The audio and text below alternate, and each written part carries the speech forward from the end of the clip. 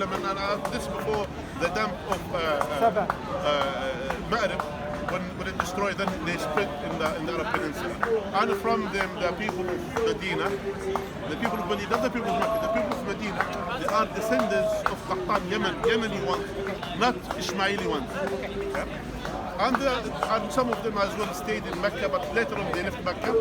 And then when Ismail was left in Mecca and stayed in Mecca, one of the children of Ismail, or grandsons of Ismail, his name is Qaidar. That's where someone of the scholars, they said, where the Prophet ﷺ was descended directly from Qaidar. Now Qaidar, the only link, when for example in the Bible is talking about the Qaidar and Salah, the Mount of Salah, or the area of Salah, the only link in the history, throughout the history, link between Qaidar and Salah, which in Medina. Qaidar people, the descendants of Ismail, which settled in Mecca. None of them is settled in Medina, which is in Yathrib at that time. None of them. So both the other ones are called Qahtani ones. Those are descendants of Qahtan, Yemeni ones. They are not the descendants of Ismail. And the Salah is a mountain near Medina. So the only person that links these two things, these two distance areas, is the Prophet ﷺ when he migrated from Mecca and he stayed in Mecca. Could I ask you? And that's what he did. Okay, thank you. And then in Surah Al-Mudaththir 74, in verses 30 to 31, it talks about the 19 angels being overhead, and it seems to think the Jews and the Christians don't recognise this. Yeah. Is that because that's in the Torah and the Gospel? They recognize could be in the Gospels, because the thing is, as you know, that the Gospels that it goes through some phases. And you study maybe Christianity yourself, so you know, and you are aware of, for example, that the Gospels or the Bible is not preserved, and even the Torah is not preserved the way that it is. So people they add and they take, they add and they take. So what we are saying, we are for sure. That's why many of the Muslim scholars, from Islamic college, one of the Muslim scholars, they said, when God has revealed these verses, that those ones they are aware of this information. They are aware of this information, and even the choice of Muhammad, the name, the Prophet ﷺ, his name is Muhammad, that they know it. That even some people they went too far. I don't know if that's accurate way of understanding. When they read it in the Hebrew, for example, about the All Beloved One or something that you read, they say Muhammad. Even though for me, that's not necessarily for me to prove for me that he is a prophet of God, for me. But it could be kind of, if someone wanted to find the truth in the gospel, that could be a hint for him to say, hold on a second, let me you just say there could be a hint, so let's say that there's a certain Torah and Gospel which 7th century Jews and Christians did have in Arabia. Yes.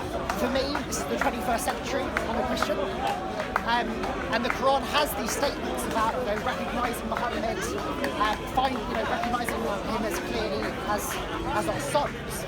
In those two verses, am I supposed to be able to recognise him that clearly? How am I meant to know that Muhammad is the prophet? If those verses aren't necessarily in our Torah and our Gospel anymore. Good, that's a good question. Now you said, let's establish point by point. Don't control establish.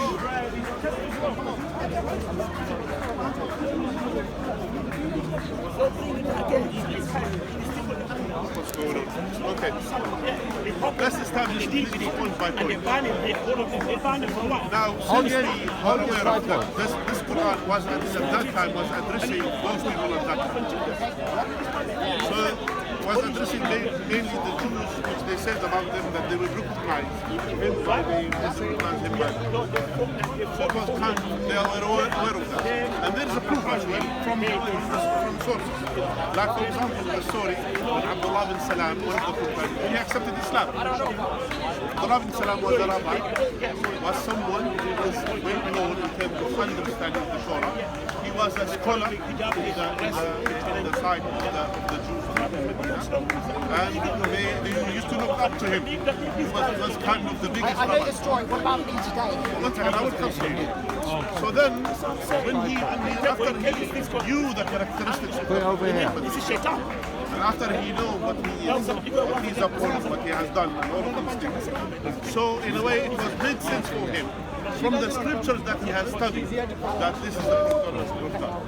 Now, what happened? The Prophet ﷺ, he came and he embraced Islam. He knows that it was for him, enough evidence for him to accept Islam. So the Prophet ﷺ, he has gathered the Jews. He said, what do you know about Abdullah ibn Salam before he became with his old name? And then they said, he is our rabbi, the son of our rabbi. He said, how it is takes. They said he's our scholar, the son of our scholar. He is a scholar, came from a scholarly family. Not just only random person, he just opened the Torah, which means he came from a scholarly family. And then he said, then the Prophet ﷺ, he called Abdullah. He came up.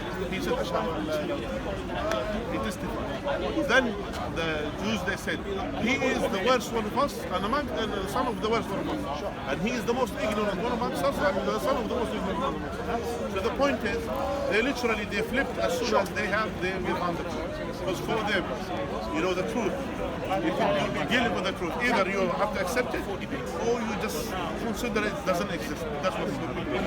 Now, going back to the point, for you as a Christian living in the 20th century, 21st century, we both lived in both, alhamdulillah. So, so we know about these things. How do you recognize that was he a prophet of God or not? Simple. We need to know. Maybe I didn't find for you. Let me put myself in it. I didn't find in the Bible and sufficient evidence to claim that he is a prophet of God. Yeah. I didn't have a sufficient evidence to tell me that he was sent by God and he will come after me. Even for me, what he says contradict my faith or my belief as a Christian, for example, if I'm talking about Christianity. Yeah? Really getting wide up there, aren't you? Yeah. So, all of this information, okay, it contradicts. I believe Jesus is God and he doesn't believe in God. He believes Jesus is his brother in prophethood. He believes this. So that contradicts me as now that's why we need to search objectively about the truth. That's why we need to search, me and you. We need to sit down, or if I'm in your class, I will sit down. I need to search objectively. I will say to you, well, hold on a second, I don't want to be not a Muslim, listen, let me just search objectively. Was this man saying the truth or not? Simple as that. Was this man a prophet or messenger of God? Was he sent by God? Was he just all these reasons we need to understand. And then after that, if we establish this, and then we'll take to the next point. Isn't it rather strange and kind of unhelpful that the Quran comes? The major reason why at the time of Muhammad's ministry, he says Jews and Christians should believe in him because he's in the Torah and the Gospel. The Quran is very clear on it. That's why they're so hard-hearted, so rebellious for not understanding him.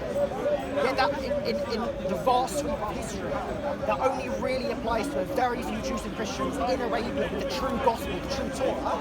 And it's very misleading and very unhelpful for all the other Jews and Christians throughout history who have the Torah and the Gospel just don't talk about Muhammad, especially not in a clear fashion, as we recognise that on the sons.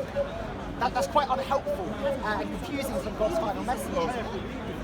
I will tell you now, the answer to your question is again, repeating the several I just want to repeat. Now, we have as well some another evidences of the time of Muhammad here, not necessarily in Arabia. Now, the Prophet he sent letters to the king of his time. He didn't stop by his time, by only the people in Arabia. He sent a letter to Herakl, Caesar, the king of Rome. He sent as well a letter to the Persian king. He sent a letter to the Abyssinian king. He sent letters to the king. The Abyssinian king has accepted Islam. Yeah? So he has accepted Islam according to the sources that we have. Yeah? Maybe. I thought he was hospitable to the Muslims. I didn't realize that. No, he converted to Islam, and he accepted Islam. And even you have furthermore that he died in a non-Muslim land, in a Christian land, and he was buried with a Christian symbol. And then Gabriel came to the Prophet and said to him, "Go pray with your brother," because he accepted Islam, but he hid his belief as he will be, the consequence in his own face. So which means someone who is from Abyssinia has accepted Islam. Islam, for him it was sufficient evidence for him to accept Islam. Another story, that Julius Caesar was the king of the. I know the story. You know the story. So he came. He was the Prophet. He sent him a letter. He wanted to know who is this, and he has the knowledge of the scripture that we have. He said the king of the circumcised one. So he knew there is someone from the circumcised. He used to think the last one or the last prophet will be from the Jews. That's how he's thinking. Because the Christians, they don't circumcise and the Jews. And then suddenly, a letter came to him. He said, I'm the final message. Then he said, who was this person? And then he said, then he asked the question, is this person, which is from the circumcised people, which is the circumcised? Muhammad was not circumcised. Okay. Muhammad was not So circumcised. clearly the true Torah and the gospel is not just in Arabia. Muhammad was not circumcised. By the way, No. He talked about Jews and Christians. I think He talked about Jews and Christians. So I have a right to speak that Muhammad was not circumcised even. No, Muhammad was not circumcised even. So can you prove that Muhammad was circumcised? can you get close? Can you get close? Why? Get close. Why you are speaking against Christianity? Why you are speaking against Christianity? Why you are speaking against Christianity? You are a hate preacher. No. You are hate preacher here. You are hate preacher here. You are saying that Christians were not circumcised and Let's continue. prove me Muhammad was circumcised. Prove me Muhammad was circumcised. Those people. Even Muhammad was not As you know, circumcised. What are you talking they are about? always. What are you That's talking what they do. about? They hate the preacher. Those people. You need to prove this first. You know this guy You that need who to killed prove this Muslims first. last year. That Muhammad was not circumcised. The guy, Christchurch. the Christchurch. It is How the can effort you of talk? this guy. How can you? And Hatu. How can you talk You about used to listen to them. Christianity And then he came to a mosque. when you cannot He killed prove Muslims. He that killed Muhammad 51 was circumcised? So let's So I was about to respond. So the true Torah and the gospel is not just in Arabia, right? Salman, the Persian learned about it, Exactly. Persia, Heraclius. Now let's go to the question which is you, about you. How come you, as after all this time, where I don't find, Well, for example, and even more than that, because all the historical evidence that we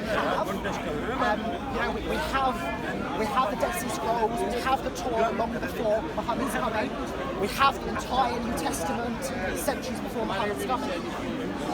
So if the true Torah and the gospel exists outside of Arabia, how does Allah expect us to believe that when all of the manuscript evidence goes against it? now, the other thing which goes, what Allah has said in the Quran, for example, when I said to you, for example, that the verse in the Bible talks about, for example, Muhammad, which is in the Hebrew, when the people read in the Hebrew, they said Muhammad, for example. These ones, it could be that could be the evidence which is preserved to them. Now, that could be, I'm not saying it is, that could be the evidence which is for people now. But now, for us, we need to think again objectively from the thing. You and us, for example, you agree there will be a prophet will be coming. You know? I agree there'll be a prophet. Yeah. Not after Jesus. Not after Jesus, okay. Now, do you know that he's going to be a fighter as well? Is he going to be a fighter? Someone who's going to be a fighter? He's going to succeed against his enemy? 111 would suggest so, but... Yeah, which is not Surah 9. I'm talking about the gospel. I'm talking about the gospel. Okay. Is he going to be a fighter? This one. If Jesus was a fighter. Was Jesus a fighter? Jesus wasn't a fighter. Okay. So now the Bible is talking about a fighter. A prophet who's a fighter will be coming, and then he will make his enemy. He will defeat his enemy with his power.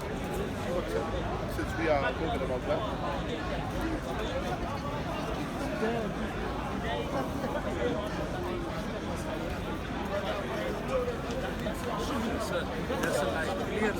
Now, until I get the, what is the, not Mansour or one of the brothers, Mansour or Hashim. Hashim. I don't have, call Hashim, please call Hashim. Hashim. Hashim. Can you come please a minute? Okay. We can pick this up another time if that's helpful. Okay. Now, it was described, Hashim. Where is the verse that talks about, the verse in the Bible? The verse in the Bible that talks about the final, or a messenger or a prophet will be coming and will be a fighter. One of his characteristics. Yeah, Isaiah 42. Okay, read please Isaiah 42. Unfortunately, I left my Bible at home. I'll have to get it on my phone. I will read Isaiah chapter 9 verse 6 also. We don't need Isaiah now. We don't need Chapter Isaiah. 9 verse Not 6. now. Anyway, if you are participating with him, I will tell you something. We will be not talking to you. If you are participating with them here, we will be not talking to you. Isaiah I don't know this scripture. Please, I'm addressing you the question, and I want you to Yeah, speak. that's fine. I'm just getting Isaiah 42. Good. My phone.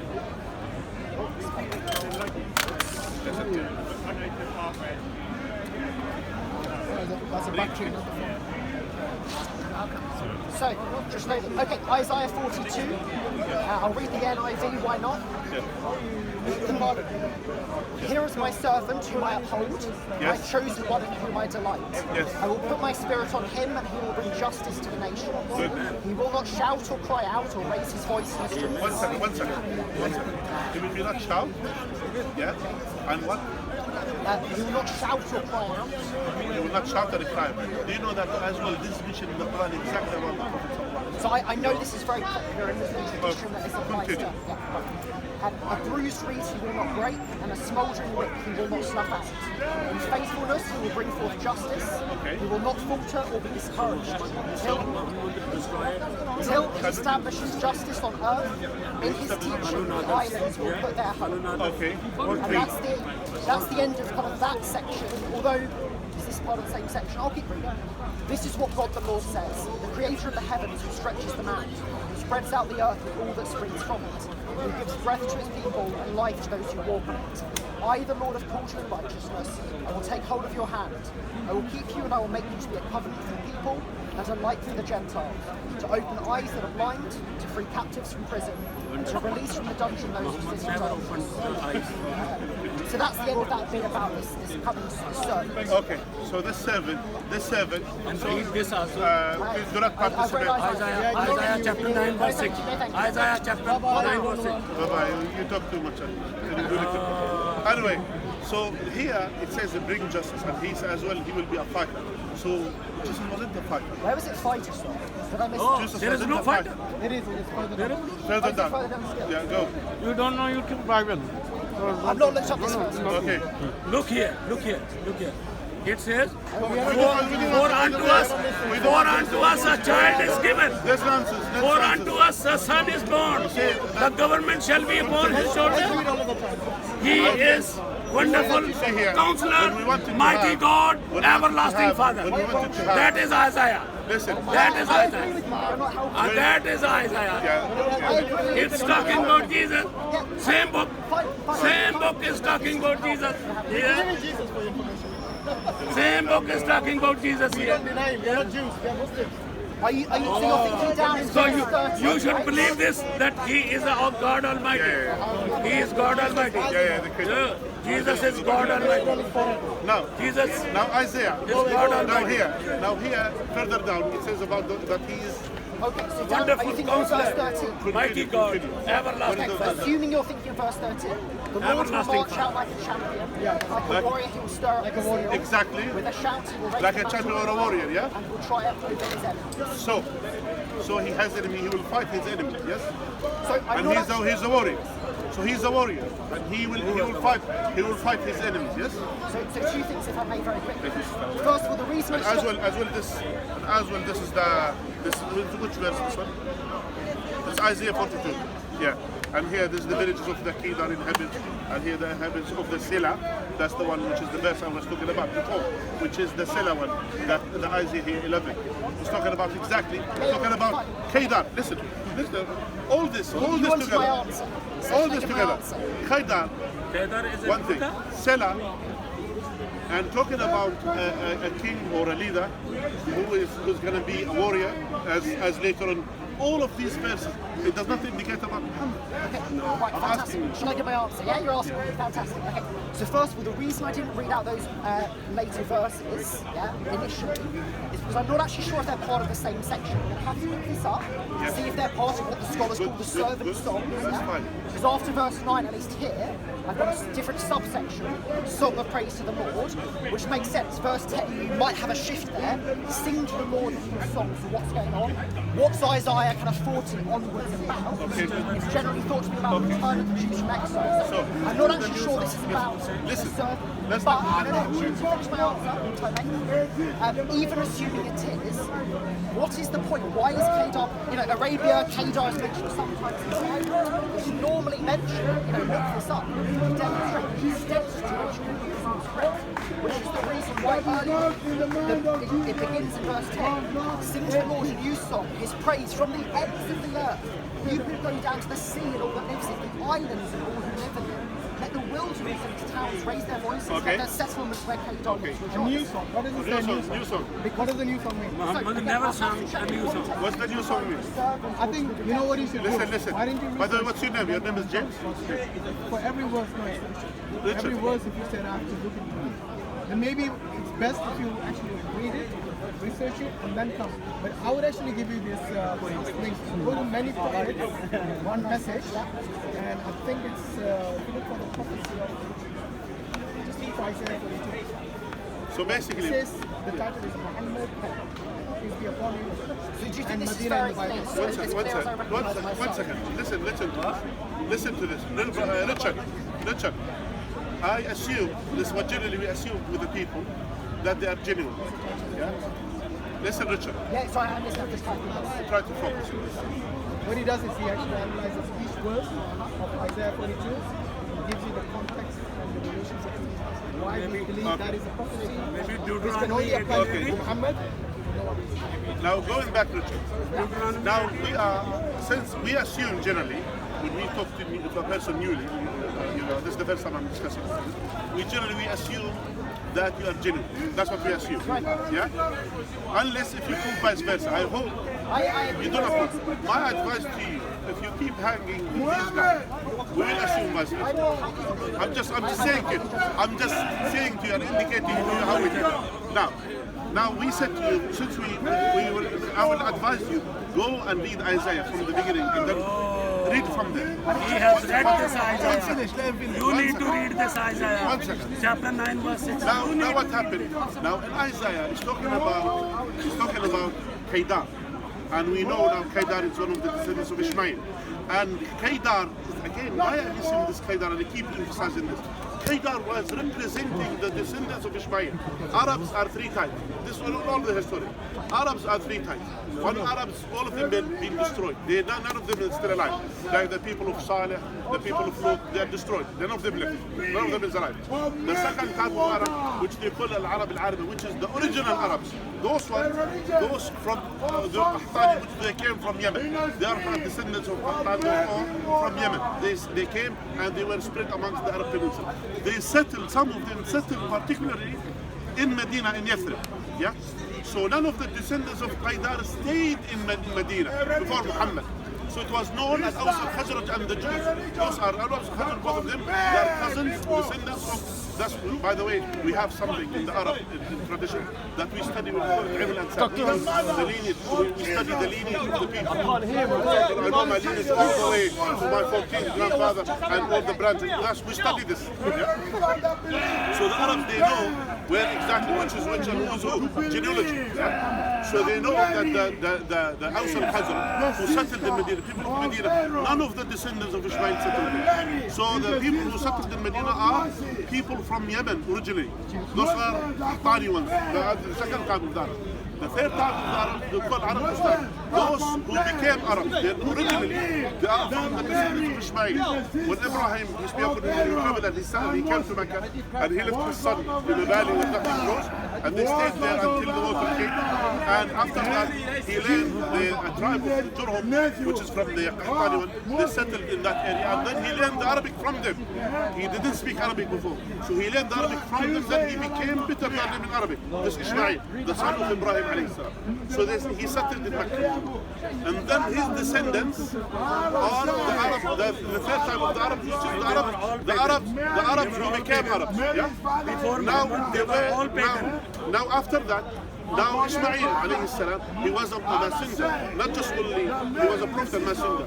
So he continued to convey the message of Allah to the people. So that's why the people, the Arab, they accepted Islam in his time. And then when Ismail, when Ibrahim alayhi salam came and they built Mecca, they built Kaaba, and then made the people. They were pagan. Quraysh, they were pagan. And Muhammad is the one first person who This guy, unfortunately, you know, the good thing, Muhammad is the one who first received revelation. The good thing that you Christian, you are not all the same. That's a good thing. All was pagan. The Quran confirms Even some of the Muhammad's people of the parents, book they were are pagan. criminal like They were pagan. They were pagan. and They some were pagan. people they are, you know, they are genuine like All that. history, Islamic history says. So let me finish the point. Arab, they were Then pagan. the descendants of Ishmael, amongst the Arab, they were considered to be called, either they call them Mudari amongst the Arabs. They call them Mudari, meaning the Mudar, which is one of the descendants of Qaidar. In the outside the Arab peninsula, they were called the Qaidari ones, because Qaidar is the oldest son of Ishmael. Like for example, nowadays you say this man is Saudi. Not necessarily he is from the Saudi family. Yeah, not necessarily he is from the Saudi family, but he came from the area which is ruled by who? By Saudi family. So the same thing in the Arabs. So the Qaidar was leading in Mecca.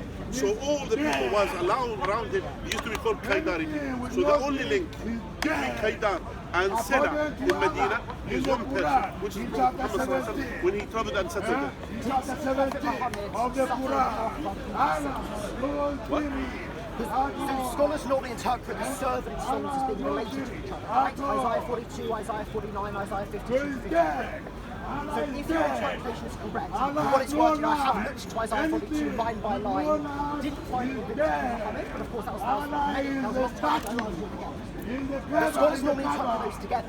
And in Isaiah 52 to 53, it's very clear that this is an individual who suffers on behalf of other people. Muhammad was born. So do you think that's Muhammad? Who suffers on behalf? Who suffers on behalf? Where is it in Isaiah 42? Now, Isaiah 52. No, because you said that this whole conversation is in regards to Isaiah 42. You said that all these three where is in Isaiah 42? So I'm taking scholars in general sees the servant songs as they're called, which I find plausible because within a short period of time in Isaiah, you have in Isaiah 42, 49, 52, 53, reference to the servant. Where is it in Isaiah 42? The suffering servant. So it doesn't say explicitly it's the same person. When it talks about a new song, first you have to new song.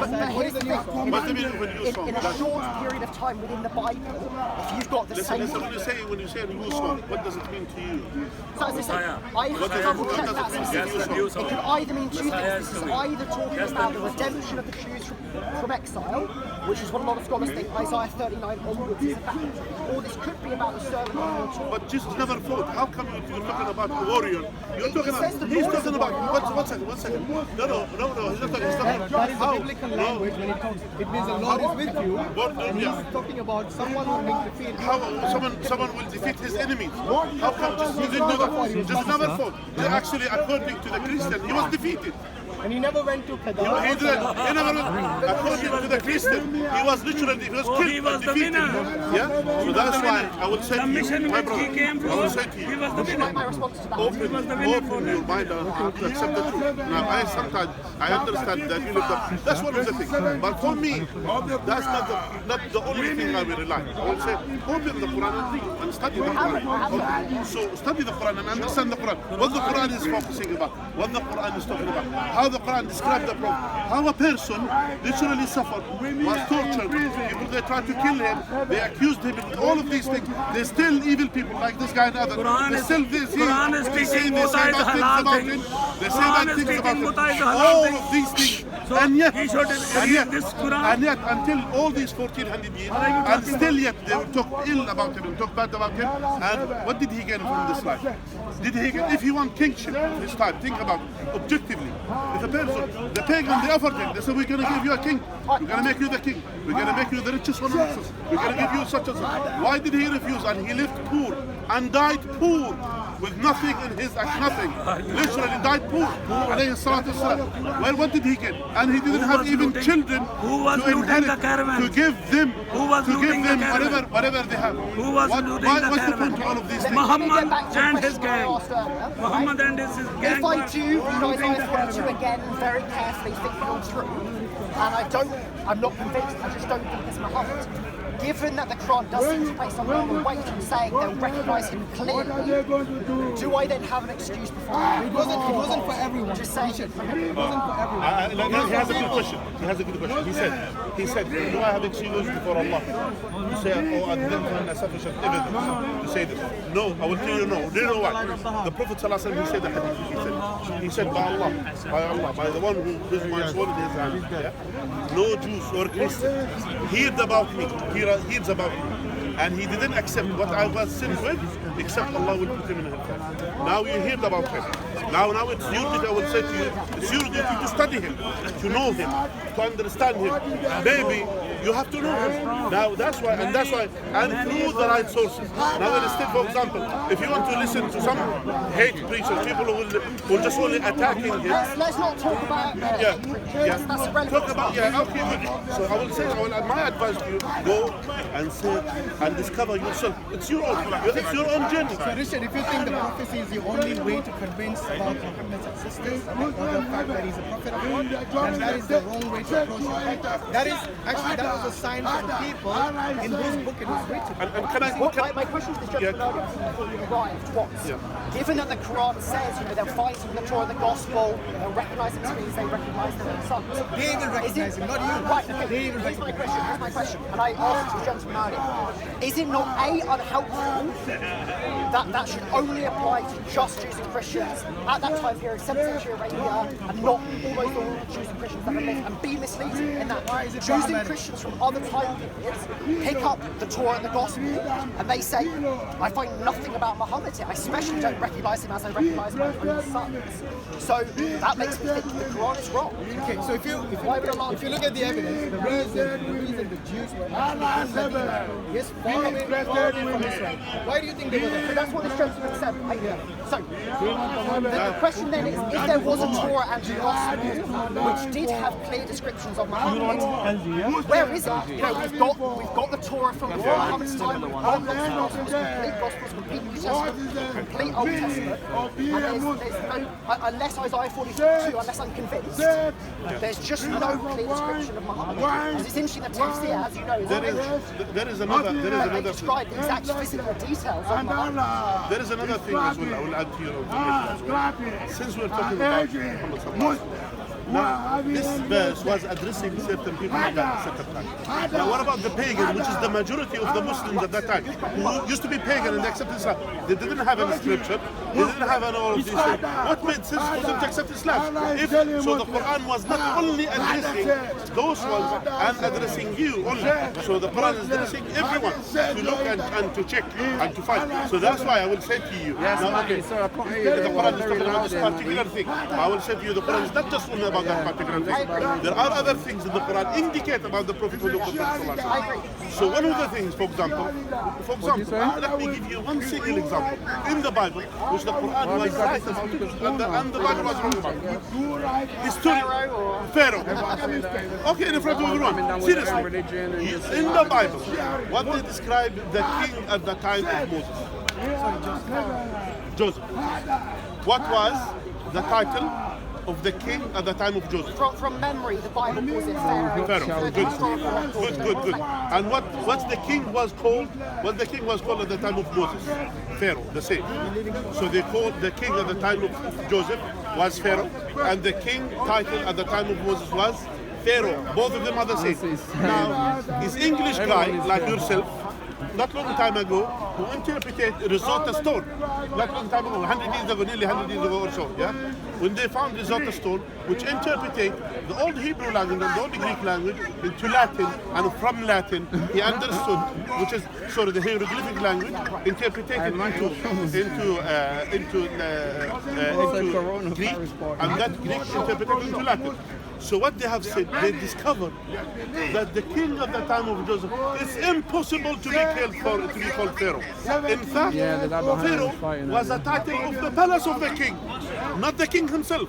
So how come a book which comes 500-600 years after Jesus and indicate that the correcting a mistake was done before? There are times where the Quran, what you say, you say it's correct. There are other times where the Quran seems to go that's a massive discussion that I don't want to spend all night on this very particular point. So yeah, I accept I've looked into it a little bit, and it does seem like the first Pharaoh, right? Why does it do that? The explanation I can think of, and I've not checked with scholars on this, so I need to treat it's using base language in the same sense. So you accept when you speak to a generation, you speak in terms they understand. So you can use a later title to refer to earlier things. no, you cannot call the emperor of China was the king of China. He's the emperor. And on the second, it doesn't work. The title doesn't work. But also on the point about the house of Pharaoh, if that's so inappropriate, why does that get into the Pharaoh?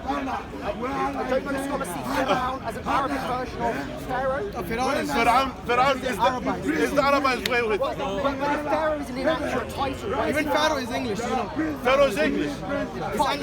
Whatever the Hebrew for Pharaoh is, which you object to, or the hieroglyphic or whatever, that title. Go into that. No, but now you're looking at it.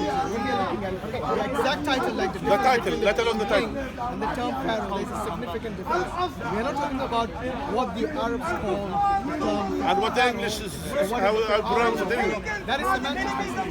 What we are talking. No, we're talking about the title itself. The title itself. For example, I will say to you, for example, in English, for example, you say Alexander, we say Alexander. Yeah, but that's how the Arab pronounce the thing. The point is, the point is, we're talking about the title itself.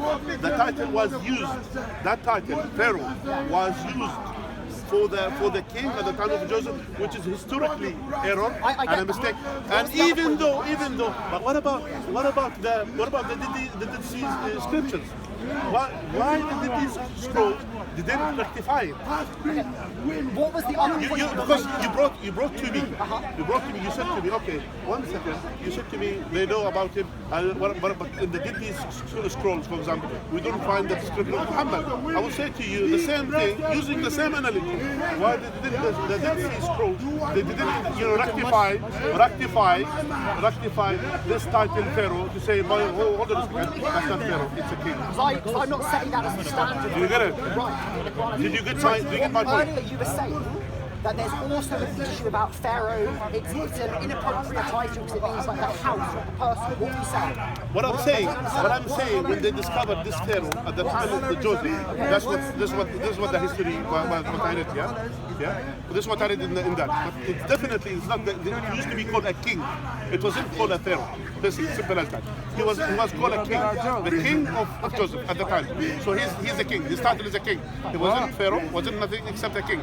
Now, this king, Pharaoh, it was said in the thing which I read, that it was said in the description of the palace of the king.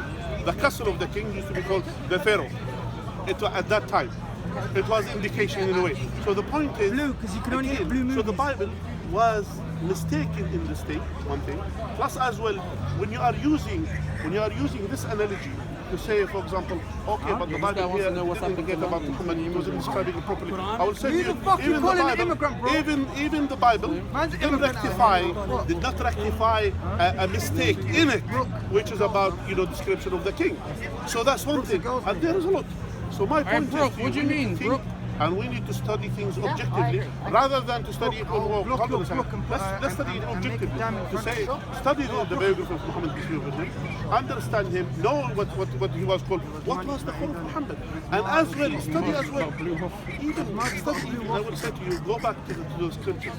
Jesus never taken a piss for the people to be worshipped. He said blue, or the Trinity. So in the way, you cannot be more royal than the queen. You cannot be more royal than the queen. You cannot say, Jesus saying to you, the Father is greater than I came from a sin by you, by my Father, you Father, by God, you God. All of these things.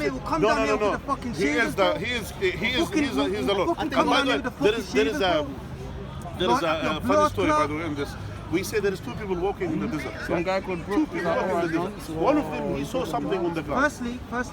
And the other, he said, I saw something. The other guy, he said to him, that is a goat. He said to him, okay, let's walk further. So he said, I could see it has feathers. It has feathers. Then the guy, he said, no, it's a goat, even if it has feathers. Some goats has feathers. Sure. Then they were saying, look, it has wings. It has wings, and it has beak. He said to him, no, some goats, they have, and then it starts flying. Then the guy, you know what he said? He said it's a goat, even if it flies. So my point is to you, now you are saying Jesus is God. He's saying to you, he is saying, I am not the God. And you say, no, he's the God. He's saying to you, worship the Father, and then worship God. And he said, no, he's the God. We'll have to discuss that another day. I need to go soon because I've got a train to catch. But before I go, you were saying quite firmly in 2146, or the Bakra 146, no, it's talking about Muhammad. Given that Tafsir has disagreed on this, given that translation of today, so Muqatil ibn Sulaiman, Tabari, Ibn Kathir. Have you looked at the Tafsir Ibn Kathir? Have you seen that? I have probably looked it up at some point. It actually specifically says it's Yeah. I don't know. So in something like Muqatil ibn Sulaiman and Tabari, they record very early opinions. Tabari doesn't matter if it's, just because it's early doesn't make it right. You should know that. Tabari has many mistakes which the scholars have corrected. Fine. Look at Ibn Kathir and you'll know that these are the major. If you want to go with the language, it's indicated. The language is today, such as Malik Khan, I was just reading a minute ago, well respected, that it says either talking about the Kaaba, that the Qibla is supposed to Kaaba, or Muhammad. So how, and given that, in my opinion, the context of verses 142 is all about the direction of Muhammad, why are you so certain that it is Muhammad, which is taught in other passages, I agree. But in this passage, how do you know it's Muhammad, not the direction of prayer, that they are to recognize? If you know how the Mufassirin,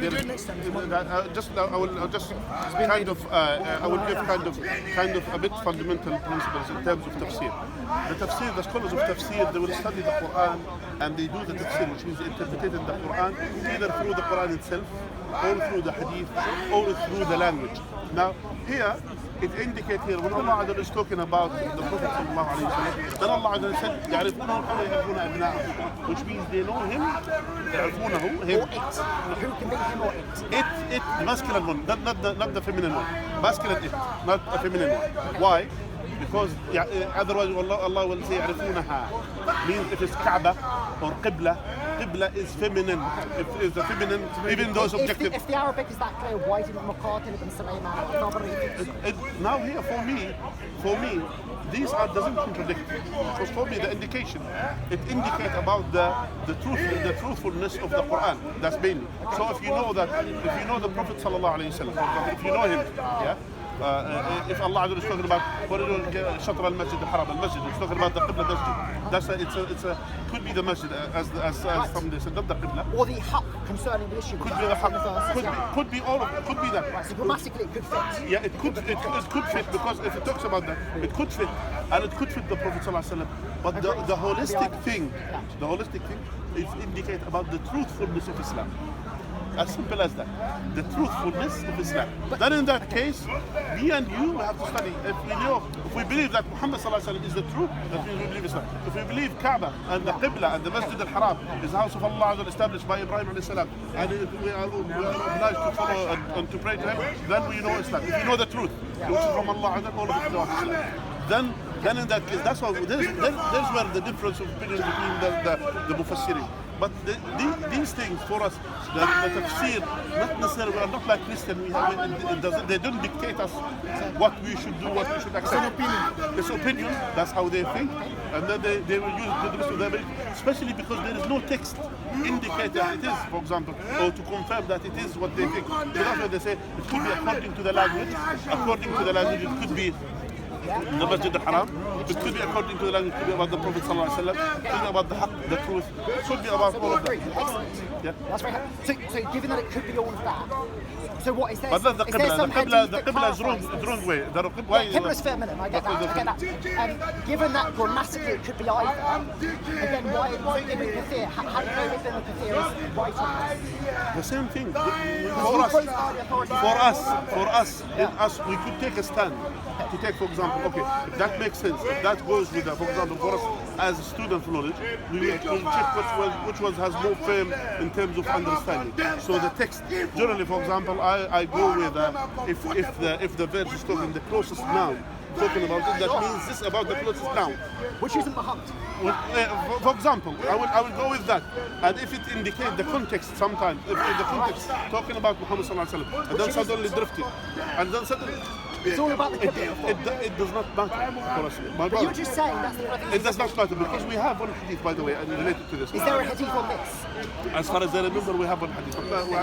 We have one hadith. Abdullah ibn Salam, I recognise. Yeah, that's the one. There was another one as well, the Ibn Kathir mentions. There's hadith. I'll That's- check Ibn Kathir again. This one. It's the one narrated by Atiyah bin Yasser. I met Abdullah bin Amr al-As. Yeah. Is it Sahih? Is it Sahih? It's not even We Sahih. don't know the difference between a goat and a chicken, so I don't know how we'll understand Sahih. Yeah. 146, yeah? Yeah. So just go to Tafsir Ibn Kathir and it mentions the hadith. Yeah, that's the hadith. You came across this one before? It's not Sahih. How do you know? Yeah. Read. So hold on. Read. It's in Al-Bukhari. Yeah, He said- yeah, it's in Sahih al-Bukhari. It's in Sahih Narrated al-Bukhari. Atiyah ibn Yasser. Sahih I Bukhari. met Abdullah ibn Amr ibn Ibn al-As As, yes. and asked him, tell me about the description of Allah's messenger, which is mentioned in the Torah. He replied, yes, by Allah, he's described in the Torah with some of the qualities attributed to him in the Quran as follows. O Prophet, and I think this is a quote from the Quran. Oh wait, anyway. O Prophet, we have sent you as a witness and a giver of glad tidings. There's some things in brackets, I don't know if I should read those. Yeah, continue. That's to give context. We have sent you as a witness for Allah's true religion and a giver of glad tidings to the faithful believers and a warner to the disbelievers and a guardian of the illiterate. You are my slave and my messenger. I have named you Al-Mutawakkil, the one who depends upon Allah. You are neither discourteous, harsh, nor a noisemaker in the markets, and you do not do evil to those who do evil to you, but you deal with them with forgiveness and kindness. Allah will not let them, the Prophet, die till he makes straight the crooked path, the crooked people, by making them say, La ilaha illallah, none has the right to be worshipped but Allah, by which blind eyes, deaf ears, and closed hearts will be opened. So where's This is Bukhari, the reference given. Al-Bukhari. so the passage? How do we know that's about 2146?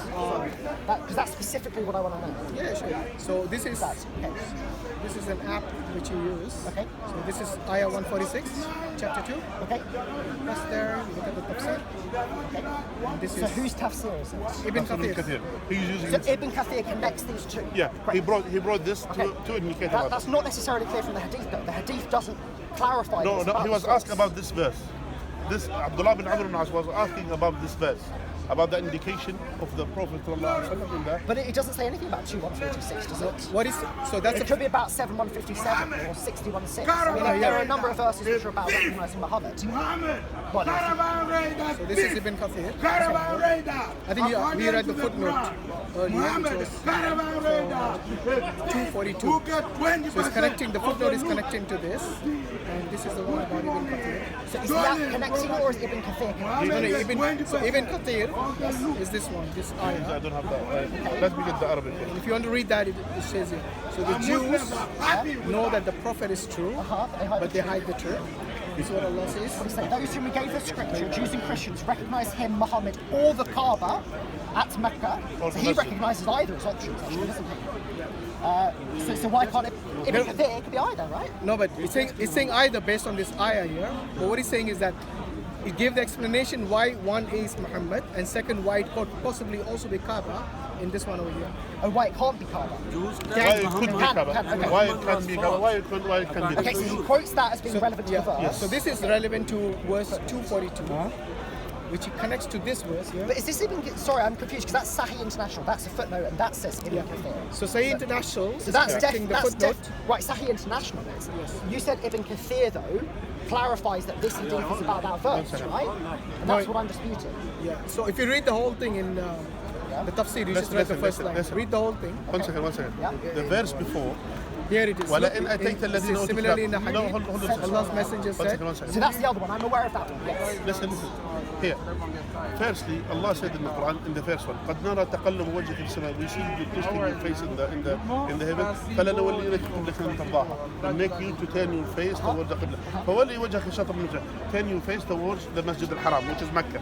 Yeah. وحيث ما كنتم, wherever you are, then turn your face towards, which means in the direction of Kaaba. Yeah. شطرة. وإن الذين أوتوا الكتاب. And Yes, here, those who read the book, yes. those who are being لا يعلمون أنه الحق. They know that it is the truth from Allah. Yeah. Oh, so that would be about the Kaaba. Yeah. That one second. I will continue. أنه الحق من ربه. They know it's a truth from Allah عز وجل. Yes. وما الله بغافل عما يعملون. 1 second. Now, again, continue. The following verse number 145. Okay. ولئن أتيت الذين O Muhammad, if you come to the people of the book بكل آية, with every verse, yeah, ما تبعوا قبلته. They will not follow your direction. وما أنت بتابع قبلته. You will not follow their direction. وما بعضهم بتابع قبلته. And from amongst them, they don't follow each other, the Jews and the Christians. ولئن اتبعت أهواءهم, if you follow their way, their desire, من بعد ما جاءك من العلم, after the knowledge that come to you, إنك إذا لمن ظلم. You are from the transgressor. The following verse, this is 146. Yeah. الذين آتيناهم الكتاب. Those who was given the script. يعرفونه. They recognize it or him. No, here. The first one. 1 second. Listen. Here, the previous verse, we finish about the Qibla, the Kaaba. Yeah. Oh, we finished. So We that finished. topic's done. That's 1 second. Okay. That's where the tafsir comes in. That's Right, what I'm saying. it does. The tafsir comes in. Now, the context in this verse, which is verse number 144, is talking about the Qibla, the direction of the Qibla, the Masjid al-Haram. And Allah is taking to us to follow towards the direction of the Masjid al-Haram. And here they said, it is the truth from Allah Azza wa Jal here, and the people of the book, they know, they recognize the truth or the Masjid al-Haram. Yes. Done? Yeah, absolutely. Next verse. Allah is talking to Muhammad now, addressing him. Oh Muhammad, if you go Where to the does it people say, "Oh Muhammad"? here, وَلَئِنْ أَتَيْتَ, Allah says here. Oh, wait. Which one وَلَئِنْ is this? أَتَيْتَ, here, the verse number 145. Okay. The verse number 145, وَلَئِنْ أَتَيْتَ, if you come, you. So Allah is addressing who the Prophet sallallahu alaihi wasallam. okay, I see what you're saying, Yeah? If you come, you Muhammad, if you come to the people of the book, yeah? If you brought to the people of the book with every single sign, with every true sign, every ayah, every verse, or every true sign, yeah, ما تبعوا قبلة. They will not follow your qibla. Yes. Which means the direction of the Kaaba, meaning they will not accept Islam, even if you brought them the truth, except if Allah guide them, of course. وما أنت بتعمل, and you will not follow their qibla, their direction. And even amongst them, they don't follow their direction. So Allah is talking about who now here? Allah is addressing the first person is Allah, the second person is Muhammad. Yeah, in this verse. 146. This 145. Yeah. وَلَئِنِ اتَّبَعْتَ أَهْوَاهُمْ, and if you follow Muhammad, if you follow their desire, after the truth comes to you, after the knowledge comes to you, here the Prophet is the one who got the knowledge, then you are from the transgressors. So Allah is warning him, if you did this, you're going to be from the transgressor. Then the following verse is talking about here. الَّذِينَ آتَيْنَاهُمْ الْكِتَابَ. Those who was given the book, yeah, يَعْرِفُونَهُ.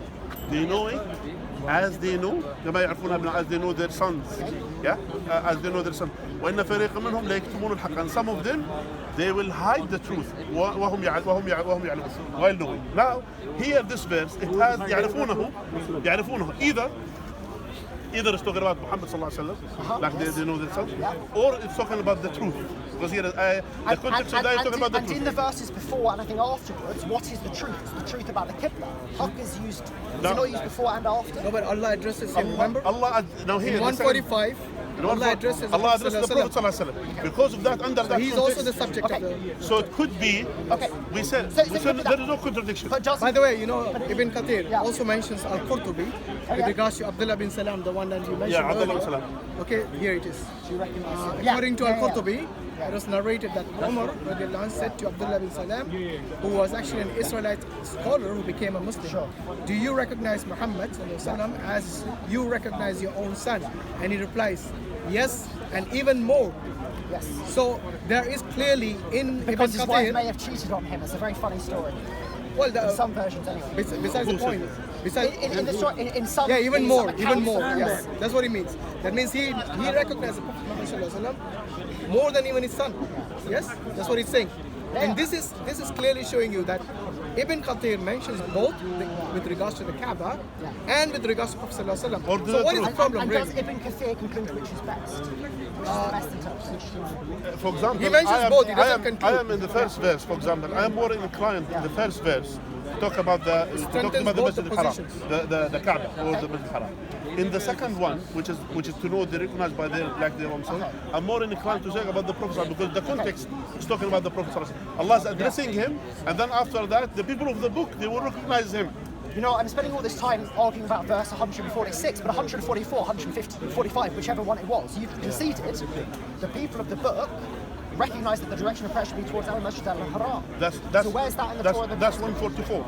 That's 144, 144. That's 144. About, for example, the story of Ibrahim alayhi salam. So would you Where- s- okay. where's Ibrahim alayhi salam? Why? That's the question here. Why suddenly anything about Ishmael alayhi salam is disappeared from the Bible? Say again, sorry, why? Why anything about Ibrahim Yeah. or his other son Ishmael is disappeared? What's disappeared? Where What's is, about Abraham? where is the story of Ishmael? There's not much about it. Anything. What about Ishmael? Oh, I mean, you do have stories about Ishmael. Like what? Yeah, but very not in compared the to the other Oh, prophets, compared to the very Islamic less. tradition. Yeah. Yeah, you You're see saying the there's not much point. there. I mean, there's a Do you see the point? So that's why my point is it could be that. Even though it the could manuscript be, evidence it could be doesn't that. It reflect could be that when they know that the one who built the Kaaba or the direction of Masjid al-Haram was Ibrahim alayhi salam and his son Ismail. So these are when you know this. And by the way, it was fought even from the early Christian, like the Abyssinian king, that they came to destroy Kaaba. So now here, I will say to you, Abraham was a Christian. Abraham was a Christian. He wanted to destroy the Abraham, Kaaba. the king, the The Abyssinian king. Negus. Yeah. No, not the niggas. Abraham was the actually. Abraham is that in Yemen. Yeah, So the one- he occupied Yemen, who were actually Jewish, the Yemen Jewish, and then he wanted to occupy Kaaba. Who's he talking? Sorry, who I'm are we talking about talking him. I'm talking about him. Abraham. Abraham. Sorry, okay. He went Not the and he Negus. wanted to destroy Kaaba because he knew that it was the right thing, and the only thing he wanted to destroy it in order to bring people to him. So the point. And what is- happened to him? He So got what destroyed by happened? Allah. Destroyed by Allah. Yes. What happened to the temple? The temple got destroyed, but the Kaaba never got destroyed. So that's why The temple got destroyed twice. We're Jesus has already saying to prophesied you, this. even the early Jesus has Christian, already prophesied even the this. early Christian, they recognize Jesus has already this. They know this, prophesied but they want to twist the truth. So it's not this something is not something which is an incident. So you These don't need things to- were happened before gradually. Jesus. So look, I'm actually agreeing with a lot of your interpretation about what Jesus this has meant at already the prophesied time. it. My argument is that argument is actually very hard to hold historically. Because that means, so this gentleman, and I agree with you, and a lot of the tafsir, there's this idea that the Jews and the Christians at the time of Muhammad, they had clear descriptions of Muhammad, his attributes, his height, his hair colour, the seal between his shoulders, that the direction of prayer should be towards Al-Masjid al-Haram. All I'm saying is all the manuscripts we have of the New Testament, of the Old Testament, there's none of this. And that I think is the historic. So theologically, I agree with you. That's what the Quran is saying. That's what the tafsir says.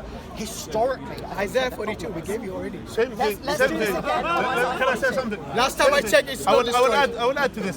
Same thing. Historically, or by text, you don't find Trinity anywhere in the Bible. All right. You see the We'll do point? that another time. Do Another you time. find Tawheed? Yeah? Do you How do you find find Tawheed? it? Do you find Tawheed in the والله Bible? Yes. يا قل والله Do واحد. you find Isaiah- Tawheed? قل والله واحد. Yes, قل والله واحد. No, it's actually the first commandment. Father, Son, and Holy Spirit. I'm going to go. Thank you so much. Did you get the point? I So got it. if you don't find even the Trinity there, and yet people Even Jesus accept did it worship as a truth. Anyway, get away. We don't. Thank you very much. Even I in the- appreciate All right, it. Richard. Yeah, again. Wish All right, take care of we had more Christians like you and less like him. Anyway, take care of yourself. Thank God for that. All right, thank you, brothers. God bless you, brother. You have done very good. Who is the Mike's? Thank you. Mike. God Yeah, Shaikh Mohammed, let's go pray.